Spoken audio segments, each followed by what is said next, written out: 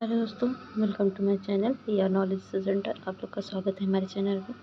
आज मैं लाई हूँ घटना चक्र सामान्य भूगोल का लेक्चर नंबर 8। तो 7 लेक्चर हो चुके हैं। अगर आपने अभी तक नहीं देखा तो जाइए इसको देखिए। इन्वायरमेंट, इकोलॉजी और साथ ही साथ जो भी सब्जेक्ट हैं सारे सब्जेक्ट के घटना चक्र, एनसीईआरटी, विजन आईएएस का करंट मैगजीन जो कि मंथली होता है, सब करवाए जा रहे हैं। आप हमारे चैनल को लाइक शेयर सब्सक्राइब करें और अपनी प्रिपरेशन को मजबूत बनाएं। तो जैसा कि आर ओ का एग्ज़ाम आने वाला है, फरवरी में होने वाला है, तो उसके लिए आपको कमर कस के तैयारी करनी चाहिए। और उसके लिए तो इम्पॉर्टेंट यही है कि आप घटना चक्र को कर लें, करंट अफेयर कर लें और टेस्ट लगा लें, जो कि मैं करवा रही हूँ। तो चलिए स्टार्ट करते हैं घटना चक्र सामान्य भूगोल लेक्चर नंबर 8। क्योंकि टाइम की कमी है इसलिए मैं ज़्यादा बातें नहीं करूँगी। तो आज करेंगे हम जलप्रपात एवं झीलों के बारे में। तो जलप्रपात शब्द से साधारणतया पानी के संकलित रूप से गिरने का बोध होता है। जलप्रपातों की उत्पत्ति प्राकृतिक तथा कृत्रिम दोनों प्रकार की होती है। जलप्रपात मतलब झरने जो कि ऐसे गिरते हैं, तो प्राकृतिक और कृत्रिम दोनों होते हैं। तो भारत के अधिकांश जलप्रपात दक्षिण भारत में पाए जाते हैं। वर्ल्ड वाटरफॉल्स डेटाबेस के अनुसार चौड़ाई की दृष्टि से भारत सबसे बड़ा जलप्रपात जलप्रपात है। यह कर्नाटक में शरावती नदी पर अवस्थित है। भारत में आयतन की दृष्टि से सबसे बड़ा जलप्रपात कावेरी नदी पर स्थित शिवसमुद्रम है। और शिवसमुद्रम है। यह जलप्रपात कर्नाटक राज्य में स्थित है। हुंडरू प्रपात झारखंड राज्य में रांची से 45 किमी दूरी सुवर्णरेखा नदी पर स्थित है। इसकी ऊंचाई 98 फीट है। कपिलधारा जलप्रपात मध्य प्रदेश के नवसृजित जिले में अनूपपुर नर्मदा नदी पर स्थित है। चित्रकूट जलप्रपात छत्तीसगढ़ राज्य के बस्तर जिले में जगदलपुर के पास इंद्रावती नदी पर अवस्थित है। इसकी ऊंचाई 90 फीट है तथा इसे भारत का नियाग्रा प्रपात के रूप में जाना जाता है। दूधसागर जलप्रपात पश्चिमी घाट में स्थित है। यह गोवा कर्नाटक की सीमा के निकट मांडवी नदी पर स्थित है। धुआंधार जलप्रपात मध्य प्रदेश के जबलपुर में नर्मदा नदी पर स्थित है।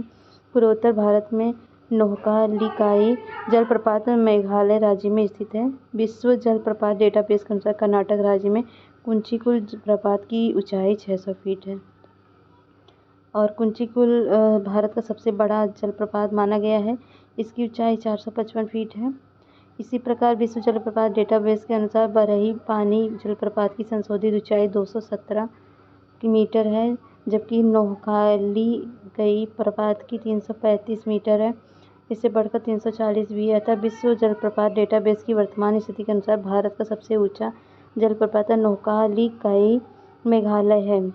और अनेक आधिकारिक स्रोतों में अभी तक भारत का सर्वाधिक जलप्रपात कुंचिकल प्रदर्शित है। महाराष्ट्र राज्य के सतारा जिले में आधिकारिक वेबसाइट के अनुसार भांबवली वजराई जलप्रपात भारत का सबसे ऊंचा जलप्रपात है। इसकी ऊंचाई 1840 फीट है। यह उमर मोदी नदी पर स्थित है। हालांकि जलप्रपात डेटाबेस में इस जलप्रपात का उल्लेख नहीं है।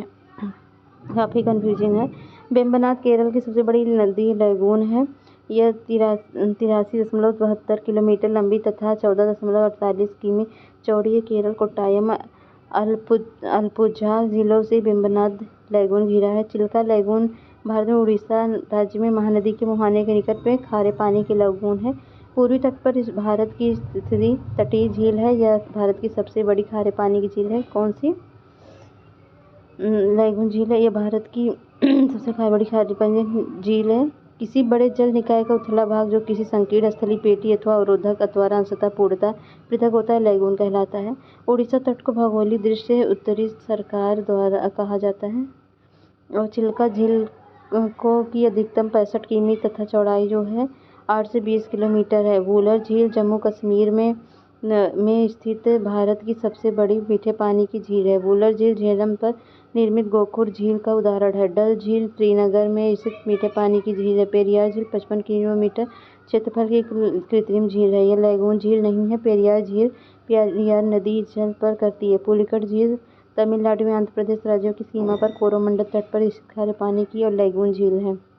लोकटक झील मणिपुर राज्य में स्थित ताजे पानी की झील है। मीठे पानी की पूर्वोत्तर भारत की सबसे बड़ी झील है। इस झील में केबुल लामजाओ नामक राष्ट्रीय पार्क भी है। सांभलपुर झील जयपुर में 70 किलोमीटर दूर पश्चिम की ओर स्थित है। सांभल झील भारत की सबसे बड़ी खारे पानी की अंतर्देशीय झील है। श्रीहरिकोटा द्वीप पुलिकट झील को बंगाल की खाड़ी से अलग करता है और कोलेरू झील आंध्र प्रदेश को मीठे पानी की झील है। पुष्कर की झील राजस्थान के अजमेर जिले में स्थित कृत्रिम झील है। इस झील का निर्माण 12वीं सदी में लूनी नदी के शीर्ष पर बंध गया था।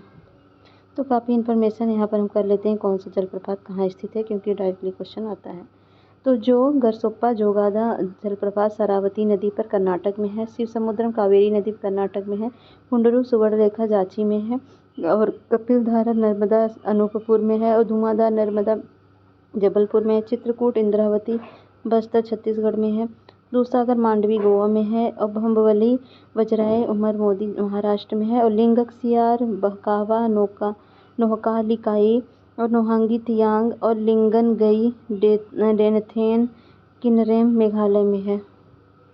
और है तीरथगढ़ कांगेर नदी छत्तीसगढ़। अमृतधारा देवधारा हसदेव छत्तीसगढ़। और केदाई छत्तीसगढ़ में है। जोहा राढ़ो और रांची में है। और दसों कांची नदी रांची में है। भालकुंड राहतगढ़ बीना नदी पर सागर मध्य प्रदेश में है। और दूधधारा कपिलधारा नर्मदा मध्य प्रदेश में है।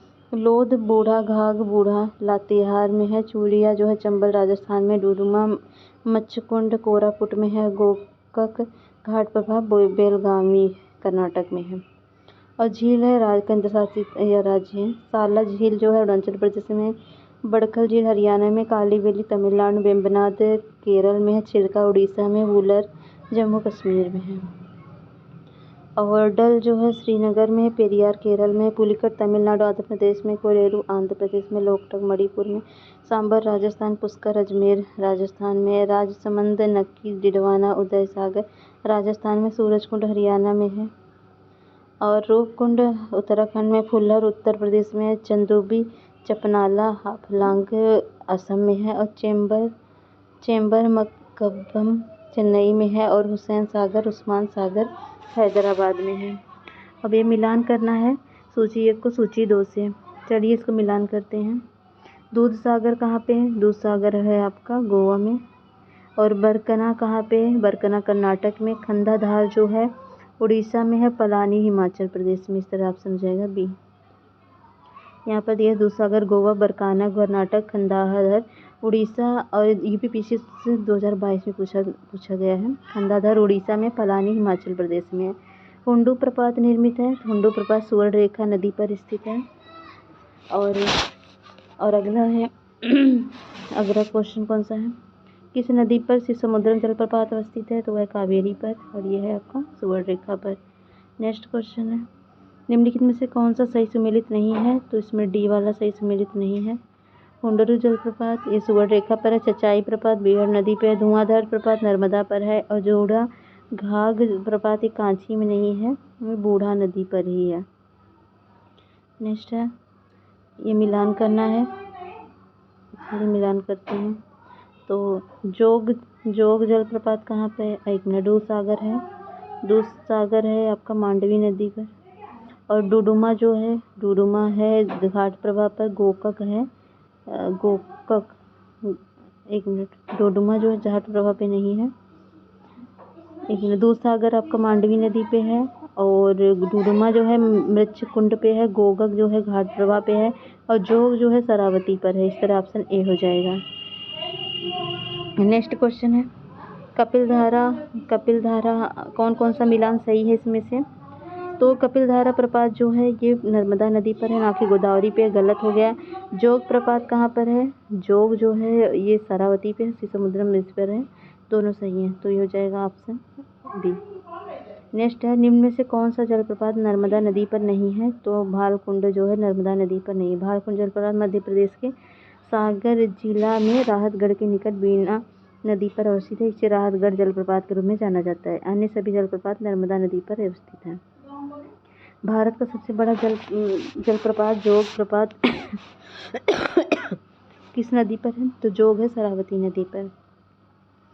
नेक्स्ट है निम्नलिखित में से कौन सा भारत का ऊंचा जलप्रपात है? तो ये कंफ्यूजिंग है क्योंकि विश्व जलप्रपात डेटाबेस के अनुसार वर्तमान में भारत का ऊंचा जो है नोहल कालिकई है, जो कि मेघालय में है। लेकिन यानी कि भारतीय स्रोतों में भारत का सर्वाधिक ऊंचा जलप्रपात कुंचिकल है, तो इसलिए थोड़ा कंफ्यूजिंग है। वैसे कुंचिकल लगा सकते थे।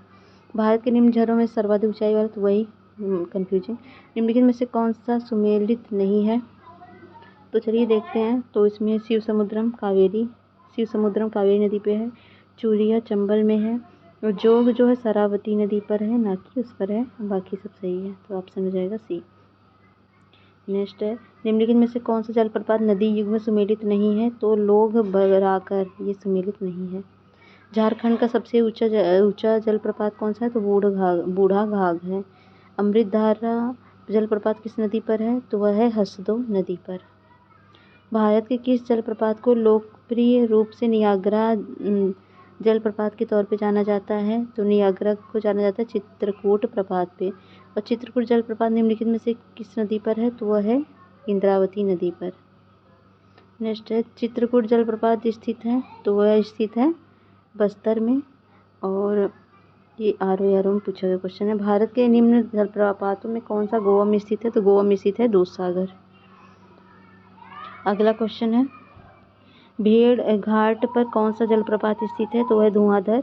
निम्नलिखित में से कूंचिकल जलप्रपात की सही ऊंचाई कौन सी है? तो वह है 455 मीटर। तो ये भी पीछे पगला जाता है तो ऐसे क्वेश्चन पूछ लेता है। अगला, वेम्बनाथ झील। वेम्बनाथ झील केरल में है। और निम्नलिखित में से कौन सा एक लैगून नहीं है? तो पेरियार झील लैगून नहीं है। बाकी चिल्का, अष्टमुडी और पुलिकट ये लैगून है। 2002 में पूछा गया क्वेश्चन। भारतवर्ष में खारे पानी की सबसे बड़ी झील है? तो चिल्का है, ऑप्शन ए। नेक्स्ट है, चिल्का झील जहाँ स्थित है वह है? तो चिल्का झील कहाँ? उत्तरी सागर तट पर स्थित है। कितनी बार क्वेश्चन पूछा गया है। अगला, निम्नलिखित में भारत के पूर्वी तट पर स्थित सबसे बड़ी लैगून झील कौन सी है? तो चिल्का झील है। नेक्स्ट क्वेश्चन, निम्नलिखित में से कौन सी जोड़ी झील और राज्य सुमेलित हैं? लोकटक मणिपुर में सही है और उदय सागर आंध्र प्रदेश में नहीं है। और जब डिडवाना जो है यहाँ डिडवाना उदय सागर झीलें राजस्थान में है। ये दोनों राजस्थान में है। और कोलेरू जो है वो आंध्र प्रदेश में है। तो इस तरह से ऑप्शन ए हो जाएगा। निम्नलिखित में से कौन दो भारतीय राज्यों की साझेदारी वाली झील है? तो वह है पुलिकट झील। ये भी पीछे पूछा गया है। पुलिकट झील आंध्र प्रदेश और तमिलनाडु की सीमा पर अवस्थित है। श्रीहरिकोटा द्वीप इसी बंगाल की खाड़ी पर स्थित है। भारत के किस राज्य में फुल्लर झील स्थित है? तो फुल्लर झील जो है वो उत्तर प्रदेश में स्थित है। और निम्नलिखित में से कौन सुमेलित नहीं है? वेम्बनाथ केरल सही है। लोकटक भाई गलत है। और डल जो है वो कश्मीर में, पुलिकट जो है आंध्र प्रदेश में। लोकटक आपको पता होगा मणिपुर में है। निम्नलिखित में कौन सुमेलित है? लोनार मध्य प्रदेश, नक्की गुजरात। कोलेरू जो है वह स्थित है। कोलेरू झील आंध्र प्रदेश में स्थित, बाकी सब नहीं है। लोनार महाराष्ट्र में है। नक्की झील राजस्थान में है। और पुलिकट झील तमिलनाडु में है। भारत की निम्न झीलों में से असम में अवस्थित है चपनाला झील। असम की झीलों में चंदुबी झील, चपनामा झील और हाफलांग झील और आदिम प्रमुख है। निम्नलिखित में किसको रहस्यमयी झील कहा जाता है? तो वो कहा जाता है रूपकुंड झील को। भारत की निम्न झीलों में से कौन जम्मू एवं कश्मीर में अवस्थित है? तो वह है आंचार झील। तो ये सुमेलित करना है। यहाँ देख लेते हैं आंसर हम। अष्टमुडी केरल, पुलिकट तमिलनाडु, रूपकुंड उत्तराखंड, सूरजकुंड हरियाणा। बर्फ से ढकी झील घेपन स्थित है तो वह है हिमाचल प्रदेश में। कयाल क्या है? तो कयाल जो है वह है केरल के लैगून। निम्नलिखित में से कौन कृत्रिम झील है? तो रेडका जो है हिमाचल प्रदेश की कृत्रिम झील, कोडाई कनाल तमिलनाडु की एक कृत्रिम झील है। और ये मिलान देख लेते हैं हम। साला झील जो है वो अरुणाचल प्रदेश में। बड़खल झील जो है वो हरियाणा में है। लोकटक झील जो है मणिपुर में है। काली वेली झील तमिलनाडु में, ऑप्शन ए। ये 2020 CPPC में पूछा है। निम्नलिखित में से कौन भारत की सबसे बड़ी मीठे पानी की झील है? तो वह है बुलर झील। निम्नलिखित में से कौन एक मीठे पानी की झील है? तो UPBPSC ने भी 2022 पूछा। मीठे पानी की झील है। अच्छा, मीठे पानी की पूछा है, सबसे बड़ी छोटी नहीं पूछा है।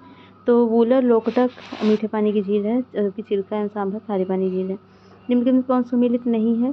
तो आरों पूछा गया है। हिमाचल प्रदेश मणिकर्क सही है। उड़ीसा तप्तपानी, महाराष्ट्र वज्रेश्वरी, गुजरात नारायणी ये गलत है। भूवैज्ञानिक सर्वेक्षण कौन सा? गुजरात में 17 प्रमुख गर्म झरने हैं। चबसार, कैम्बे, गोधा, हरवा। तो ये सब याद करना थोड़ा डिफिकल्ट है, लेकिन आप जो भी क्वेश्चन पूछा जाता है उसका जरूर याद कर लीजिए। भारत के संदर्भ में डिडवाना, कुचामन, सरगोल, खाटू किनके नाम है? तो ये नाम है लवण झील के। डिडवाना, कुचान, सरगोल, खाटू, यही इसमें पूछा गया क्वेश्चन है। बिहार के किस जिले के तेल्हाड़ कुंड जलप्रपात में अवस्थित है? तो वह है कैमूर। तो बिहार के कैमूर जिले में तेल्हाड़ कुंड जलप्रपात अवस्थित है। बिहार के रोहतास पठार में अवस्थित है। अगला, एशिया की सबसे बड़ी एवं ताज़ा जल वाली गोखुर झील बिहार में कौन सी है? तो वह है कनवार झील। नेक्स्ट है, ये देखना है, IAS 2022 का क्वेश्चन है। आर्द्रभूमि है, अवस्थान है, तो होकेरा आर्द्रभूमि पंजाब में है, या रेणुका आर्द्रभूमि हिमाचल प्रदेश में, रुद्रसागर त्रिपुरा में, संस्था कोत्ता जो है वो तमिलनाडु में। तो इसमें दो युग्म सही है, तो रेणुका जो है वो रेणुका झील हम हिमाचल प्रदेश में है, ये सही है, और रुद्रसागर झील त्रिपुरा में है, ये सही है। होकेरा झील कहाँ पर? होकेरा झील जम्मू एंड कश्मीर में है, और सस्थानम झील कहाँ पर है? केरल में है। तो ये दोनों गलत हो जाएंगे, तो ऑप्शन हो जाएगा बी, केवल दो सही हैं। अगला है जलवायु एवं मानसून, मतलब जलवायु मानसून है। तो मानसून शब्द की उत्पत्ति अरबी भाषा मौसमी शब्द से हुई है। तो थोड़ा बेसिक नॉलेज है, तो इसको आप पढ़ सकते हैं अगर आप चाहें तो। वैसे में क्वेश्चन थ्रू तो सब हो ही जा रहा है। तो यहाँ पर देख सकते हैं इस मैप को, मानसून कब आती है? जैसे 15 जुलाई, 1 जुलाई, 15 जुलाई और 5 जून को केरल के तट पे आता है, तो इससे ही। तो चलिए क्वेश्चन थ्रू कर लेते हैं। मानसून शब्द की उत्पत्ति हुई है, तो किससे हुई है? वह हुई है अरबी भाषा से। ये MPPCS में पूछा गया है। निम्न कथनों पर विचार कीजिए। भारत मूलतः एक मानसूनी देश है। कारण है उच्च हिमालय वाले जलवायु संबंधी विशेषता प्रदान करता है। तो इसमें कथन कारण दोनों से ही कारण कथन की व्याख्या भी कर रहे हैं। तो यहाँ कुछ दिए गए हैं 1 2 3 4 करके, तो इसमें बताना है कौन सी मानसून है यहाँ पे। तो मध्यताप है यहाँ पे, 1994 में पूछा गया क्वेश्चन है। दिए गए प्रत्येक प्रश्न में अभिकथन मतलब कारण कथन कारण देखते हैं। तो कथन क्या है? ये क्या है? दिए गए कथन या दावा एवं उनसे संबंधित तर्क या कारण दिए गए हैं, आप अपने उत्तर का पुष्टि। जैसे कि कथन है, भारत की जलवायु उष्णकटिबंधीय मानसून की तरह है। कारण है, भारत उष्णकटिबंधीय अक्षांशों के बीच अवस्थित है।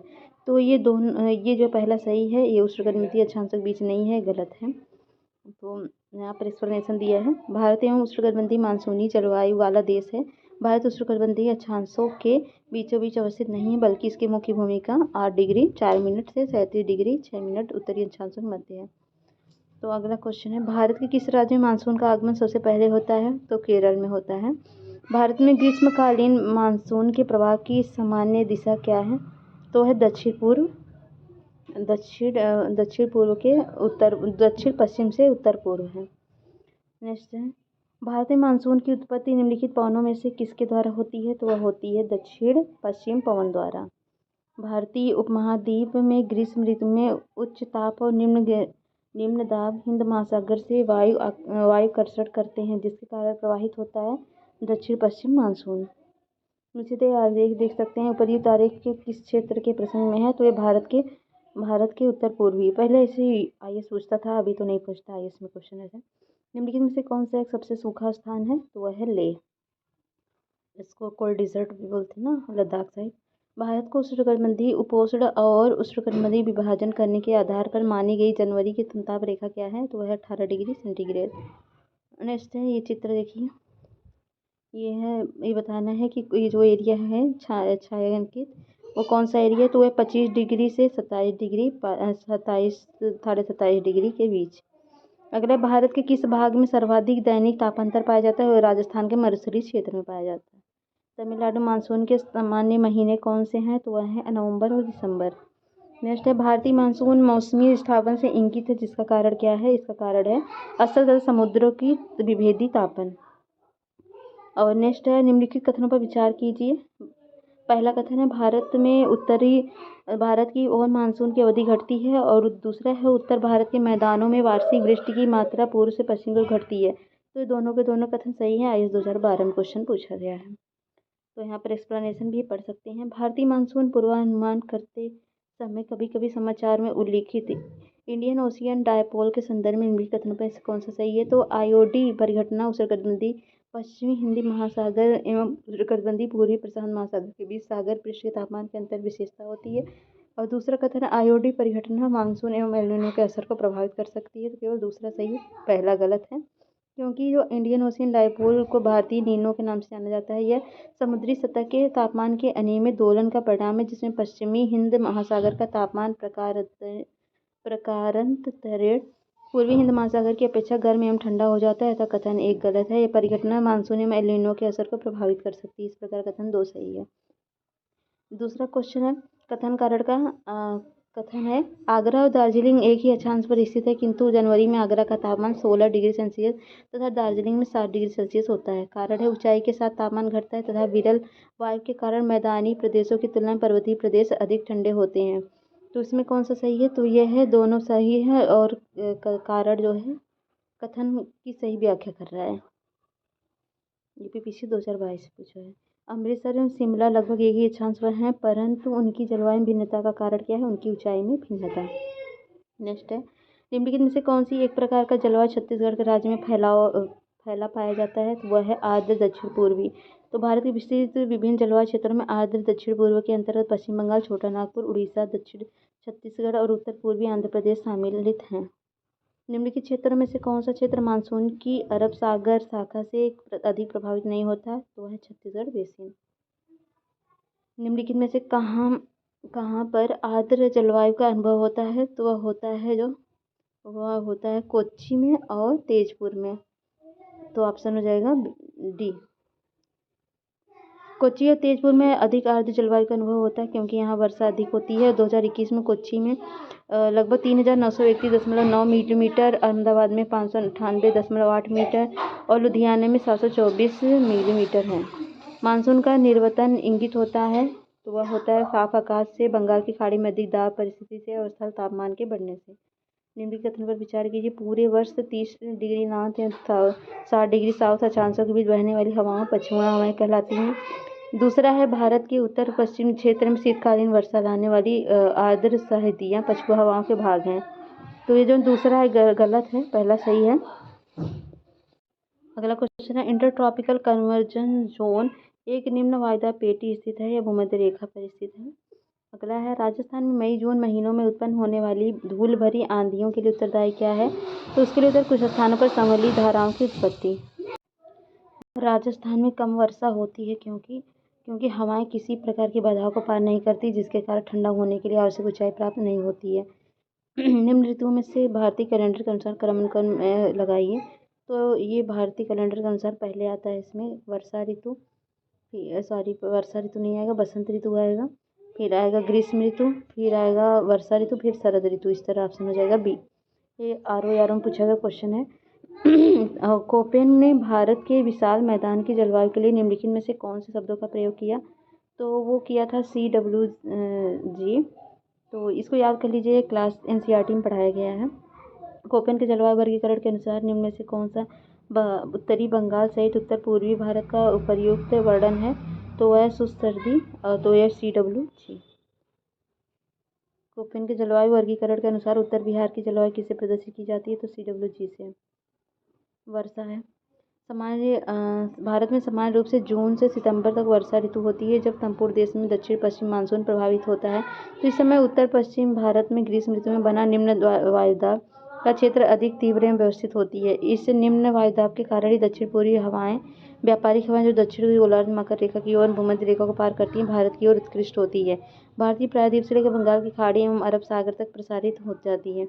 समुद्री भाग को आने के कारण आर्द्रता से परिपूर्ण ये पवनें अचानक भारतीय परितंत्र से घिरकर 2 शाखाओं में विभाजित हो जाती हैं। प्रायद्वीपीय भारत की ओर तेजी से आगे बढ़ती दक्षिण पश्चिम मानसून पवनें जब स्थलीय भागों में प्रवेश करती हैं, तो प्रचंड गर्जन तथा तड़ित झंझावात के साथ तीव्रता से घनघोर वर्षा करती हैं। भारत में औसत वार्षिक वर्षा आप देख सकते हैं कहाँ पर होती है, अच्छे से देख लीजिए इस मैप को। चलिए अगला है, चलिए क्वेश्चन के थ्रू कर लेते हैं। भारत में सर्वाधिक वर्षा मुख्यतः प्राप्त होती है, तो वह प्राप्त होती है दक्षिण पश्चिम मानसून से। नेक्स्ट है, उत्तरी पूर्वी मानसून में सबसे अधिक वर्षा प्राप्त करने वाला राज्य कौन सा है? तमिलनाडु है। और नेक्स्ट है, निम्नलिखित राज्यों में से किस में अधिकतम वार्षिक वर्षा होती है? तो वह होती है सिक्किम में। तो देख सकते हैं यहाँ पर औसत वार्षिक वर्षा दिखाई गई है। नीचे स्थानों के जो युग्म दिए गए हैं, ऐसे युग्म कौन से हैं जिनके दोनों नगर लगभग एक ही अक्षांश पर अवस्थित हैं, फिर भी उनकी वार्षिक वर्षा की कुल मात्रा अंतर सर्वाधिक सुस्पष्ट है? तो अजमेर और शिलांग की। तो इसमें से 26 डिग्री 27 मिनट उत्तर और शिलांग की एक अक्षांश पर अवस्थित है, किंतु भारत के वर्षा आंकड़े 2021 के अनुसार अजमेर में वार्षिक वर्षा 587 मिलीमीटर है। नेक्स्ट है एक मौसम विज्ञान केंद्र का औसत वार्षिक तापमान 26 डिग्री सेल्सियस है। इसकी वार्षिक वर्षा जो 63 सेमी है और इसके तापमान का वार्षिक परिसर 9 डिग्री सेल्सियस संदर्भित केंद्र है कौन सा, चेन्नई है। नीचे दिए गए भारतीय नगरों में से सामान्य वर्षा का सही अवरोही क्रम कौन सा है, तो कच्ची, कोलकाता, पटना, दिल्ली है। तो यहाँ पर दिया गया है। आम्र वर्षा संबंधित है तो यह है आम की फसल से। नेक्स्ट है भारत में सबसे कम वर्षा वाला स्थान कौन सा है, तो वह है लेह लद्दाख। और निम्नलिखित में से किस स्थान पर सबसे कम वार्षिक वर्षा होती है, तो लेह में होती है। चेरापूंजी अवस्थित है मेघालय राज्य में। भारतवर्ष में सर्वाधिक वर्षा क्षेत्र में कहाँ पर होता है, तो पश्चिम घाट हिमालय क्षेत्र तथा मेघालय में होता है। भारत में वर्षा का अधिक होते हुए भी यह देश प्यासी धरती समझा जाता है। इसका कारण क्या है, तो इसका कारण है वर्षा के पानी का तेजी से बह जाना, वर्षा के पानी का शीघ्रता से भाप बनकर उड़ जाना और वर्षा का कुछ थोड़े ही महीनों में जोर होना। तो यह है सभी की सभी। निम्नलिखित में से कौन सा प्रबंधन युक्ति भारत में लागत का अधिकतम लाभ देता है, तो वह वर्षा के जल के संचयन का। नेक्स्ट निम्न में से भारत के किस क्षेत्र में औसत 200 मिलीमीटर वर्षा होती है, तो वह क्षेत्र कौन सा है, वह क्षेत्र है जम्मू और कश्मीर। तो प्रश्नकाल में 200 मीटर आप देख सकते हैं। झारखंड में वर्षा किस मानसून में होती है, तो वह होती है दक्षिण पश्चिम मानसून से। और भारत के निम्नलिखित भागों में वार्षिक वर्षा का मध्य कितने से कितने तक घटता है, तो वह घटता है 100 से 150 सेमी तक।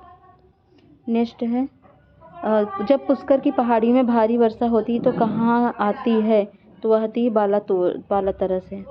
भारतीय मौसम विज्ञान विभाग की परिभाषा के अनुसार वर्षा का दिन वह होता है जब किसी विशेष स्थान पर से वर्षा की मात्रा इस प्रकार होती है, जैसे 24 घंटे 2.5 मिलीमीटर के ऊपर।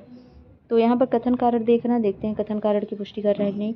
तो गंगा के मैदान में यदि कोई पश्चिम और उत्तर पश्चिम मानसून चले तो मानसूनी वर्षा घटती हुई मिलेगी। कारण है गंगा के मैदान में ज्यों के त्यों ऊपर को बढ़ता जाएगा अर्थात भारी मानसूनी पवन और ऊंची जाती मिलेगी। तो ये कथन कारण दोनों से कारण कथन की पुष्टि भी कर रहा है।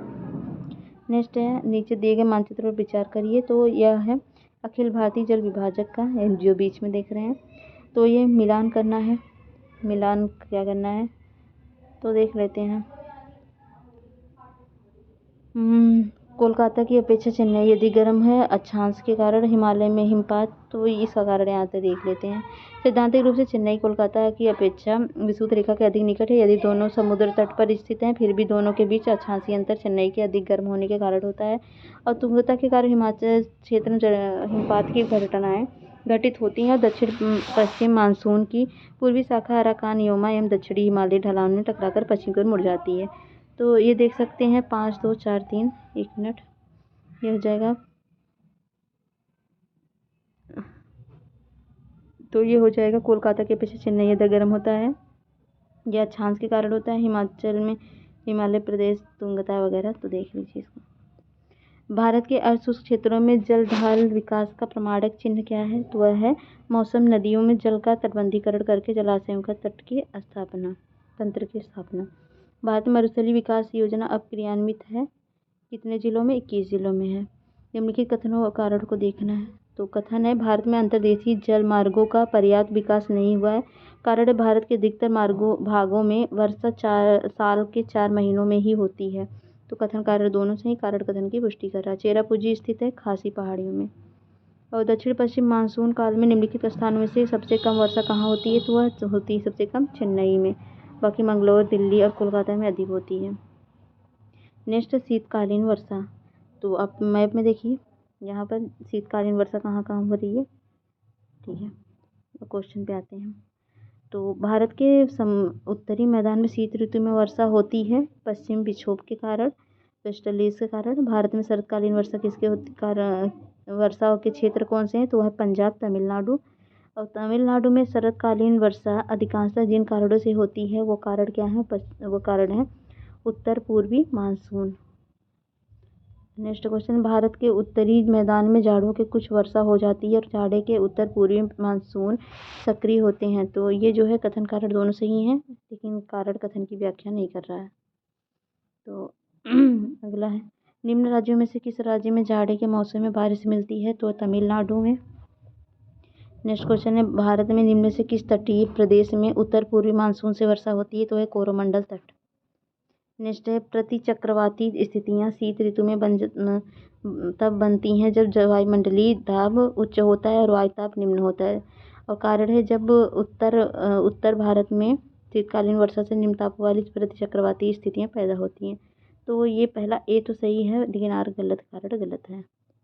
भारत के निम्नलिखित में से किस क्षेत्र में शीतकाल में वर्षा होती है? तो वह क्षेत्र है आपके उत्तर पश्चिम और दक्षिण पूर्व। तो भारत के उत्तर पश्चिम विक्षोभों के कारण शीतकाल में वर्षा होती है। इसके अतिरिक्त दक्षिण पूर्व भारत में तमिलनाडु के तटीय क्षेत्र में उत्तर पूर्व मानसून के कारण शीतकाल में वर्षा होती है। भारत के उत्तर पश्चिम मैदान में उत्तर पश्चिम विक्षोभ से जाड़े में होने वाली वर्षा की मात्रा कम से कम हो जाती है, क्योंकि पश्चिम से पूर्व की ओर जाती है, इसलिए। निम्नलिखित में से कौन सा कारण भारत के उत्तर पश्चिम भाग में शीत ऋतु में होने वाली वर्षा के लिए उत्तरदायी है? तो है पश्चिमी विक्षोभ। अब नेक्स्ट है, ये क्या है? प्राकृतिक आपदाएं। बहुत ज़्यादा एक्सप्लेनेशन इसमें दिया है, आप चाहें तो इसको पढ़ लीजिए, नहीं क्वेश्चन में तो हम करवा ही देंगे। तो ये जोन 1 है, जोन 2 है, इसको देखिए। भारत के भूकंपीय क्षेत्र है। जोन 1 जोन 2 3 4 दिया गया है यहाँ पर कौन कौन से एरिया आते हैं। तो जोन सेकेंड में आते हैं लो डैमेज, और थर्ड में आते हैं डैमेज टू बिल्डअप, और फोर्थ में आते हैं destruction of the building, and very high damage 5 में आते हैं। चलिए क्वेश्चन करते हैं। वर्ष 2004 की सुनामी द्वारा भारत के निम्न तटों में सर्वाधिक दुष्प्रभावित हुआ था कोरोमंडल का तट। और हुदहुद चक्रवात से भारत में निम्नलिखित में से कौन सा तटीय क्षेत्र प्रभावित हुआ था? तो आंध्र प्रदेश का तट ज़्यादा प्रभावित हुआ था। 2014 में बंगाल की खाड़ी में उत्पन्न हुआ। इसने भारत के आंध्र प्रदेश, उड़ीसा, मध्य प्रदेश, छत्तीसगढ़, उत्तर प्रदेश के साथ साथ नेपाल को भी प्रभावित किया था। नेक्स्ट है, भारत में सुनामी वार्निंग सेंटर अवस्थित है। तो सुनामी वार्निंग सेंटर जो अवस्थित है वह अवस्थित है हैदराबाद में। भारत मौसम विज्ञान विभाग स्थापित है नई दिल्ली में, और ये मिलान करना है। तो चलिए करते हैं।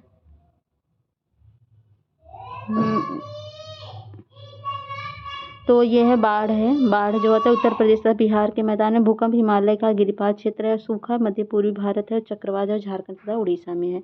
तो ये ऑप्शन हो जाएगा आपका बी। तो कथन है, हिमालय में भूस्खलन की आवृत्ति में वृद्धि हुई है, और कारण है हाल के वर्षों में हिमालय में बड़े पैमाने पर खनन कार्य हुआ है। तो कथन कारण दोनों से, कारण कथन की व्याख्या कर रहा है। बंगाल की खाड़ी के तटवर्ती क्षेत्र में चक्रवात क्यों आते हैं? तो आते हैं बंगाल खाड़ी में अधिक गर्मी के कारण, और कथन कारण यहाँ भी दिए गए हैं। तो पश्चिमी तट की तुलना में पूर्वी तट चक्रवातों द्वारा अधिक प्रभावित होता है। कारण है भारत का पूर्वी तट उत्तर पूर्वी व्यापारिक हवाओं की मेखला में पड़ता है। तो कथन कारण दोनों सही हैं, लेकिन कारण कथन की व्याख्या नहीं कर रहा है, क्योंकि पश्चिमी तट की तुलना में पूर्वी तट चक्रवातों से अधिक प्रभावित है, क्योंकि बंगाल की खाड़ी में उठने वाले चक्रवात घड़ी की सुइयों की विपरीत दिशा में घूमने के कारण लगभग संपूर्ण तट को प्रभावित करते हैं। अतः कथन एक सही है। भारत का पूर्वी तट उत्तर पूर्वी व्यापारिक हवाओं की मेखला में स्थित है, अतः कारण भी सही, किंतु ये व्याख्या नहीं कर रहा है। महाराष्ट्र के कोयना क्षेत्र में निकट भविष्य में अधिक भूकंप प्रभावित होने की संभावना है। कारण है कोयना बांध एक पुराने भ्रंश स्थल पर अवस्थित है, जो कोयना जलाशय में जलस्तर के परिवर्तन के साथ अधिक सक्रिय हो सकता है। तो इसमें कथन कारण दोनों से ही, कारण कथन की व्याख्या कर रहा है। निम्नलिखित राज्यों में किसमें सर्वाधिक प्राकृतिक आपदाएं आती हैं? तो सर्वाधिक प्राकृतिक आपदाएं आती हैं उड़ीसा में। देश के पहले आपदा प्रबंधन प्रशिक्षण संस्थान की स्थापना कहाँ की जा रही है? तो वो की जा रही है लातूर, महाराष्ट्र में। भारत का निम्नलिखित में से कौन सा क्षेत्र उच्च तीव्रता की भूकंपीय मेखला में नहीं आता? तो वह है कर्नाटक का पठार। अगला क्वेश्चन है भारत को कितने भूकंपीय जोखिम अंचलों में बांटा गया है? तो वह है 4। निम्नलिखित में से कौन सा सम्मिलित नहीं है? भुज जो है चौथे में, हैदराबाद फर्स्ट में है, या फिर श्रीनगर चौथे में है। तो इसमें आंसर जो है मतलब ऑप्शन सही नहीं है। तो भुज जो है 5वें में है, हैदराबाद दूसरे में है, श्रीनगर 5वें में है, और चेन्नई तीसरे में है। तो कथन कारण है पिछले 2 दशकों में उत्तर भारतीय मैदान में बाढ़ की बारंबारता बढ़ गई है। कारण है गाद के निक्षेप के कारण नदी घाटियों की गहराई में कमी आई है। तो कथन कारण दोनों से ही, कारण कथन की व्याख्या कर रहा है। नेक्स्ट है, भारत का सबसे अधिक बाढ़ग्रस्त राज्य कौन है? तो बिहार है, कोसी नदी की वजह से। उत्तर प्रदेश में निम्नलिखित में से कौन सा क्षेत्र सर्वाधिक बाढ़ प्रभावित है? तो वह है पूर्वी क्षेत्र। निम्नलिखित में से कौन सा सही है? तो प्राकृतिक आपदाएं सर्वाधिक क्षति विकासशील देश में होती हैं। भोपाल गैस त्रासदी मानव निर्मित थी, और भारत आपदा युक्त देश है, और मैंग्रोव चक्रवात का प्रभाव कम करते हैं। तो ये भी पीछे पूछा, लेकिन ऑप्शन सही नहीं है, क्योंकि यहाँ पर एक्सप्लेनेशन दिया है प्राकृतिक आपदाओं के कारण सर्वाधिक क्षति विकासशील देशों में होती है, न कि विकासित देशों में होती है। और गैस त्रासदी मानवीय का परिणाम थी। गौरतलब है कि 2 से 3 भोपाल गैस त्रासदी को याद ही होगा। तो 1, 2, 4 इसमें सही हैं। 1, 2, 4 सही है, तीसरा गलत है। तो ये है, मिलान करना है कौन सा किस में है। तो यहाँ पर देख लीजिए, बाढ़ जो है उत्तर प्रदेश और बिहार के मैदान में आता है। भूकंप हिमालय क्षेत्र में, सूखा पश्चिम व मध्य भारत के क्षेत्र में, सुनामी भारत और दक्षिण तटीय क्षेत्र में आता है।